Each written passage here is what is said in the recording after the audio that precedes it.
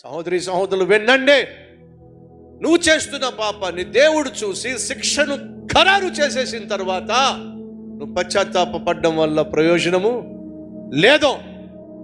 ఇలాంటి హెచ్చరికతో కూడిన సందేశాలు వింటున్నప్పుడు అనుకోవద్దు, ఈ అరుపులు ఈ కేకలు కామనే. ఎప్పుడు కలవరి టెంపుల్కి వచ్చినా ఆయన ఇలాగే మాట్లాడుతూ ఉంటాడు, ఇలాగే పాపాన్ని ఖండిస్తూ ఉంటాడు, ఇలాగే హెచ్చరికలు చేస్తూ ఉంటాడు. ఈ హెచ్చరికలు నాకేమీ కొత్త కాదులే అని చెప్పి వీటిని పెడచెవిన పెట్టినట్లయితే వినో. దేవుడు హెచ్చరిక చేస్తున్నప్పుడు నువ్వు పశ్చాత్తాపడకుండా విర్రవీగినట్లయితే దేవుడు నువ్వు చేసిన పాపాన్ని బట్టి శిక్షను ఖరారు చేసేస్తాడు. దేవుడు శిక్షను ఖరారు చేసిన తర్వాత నువ్వు దేవుని కాలు పట్టుకున్నా, పాదాలు పట్టుకున్నా, కన్నీళ్లతో ఆయన పాదాలు కడిగే ప్రయత్నం చేసిన క్షమించబడతావేమో కానీ శిక్ష నుంచి మాత్రం తప్పించబడడం సాధ్యము కాదు.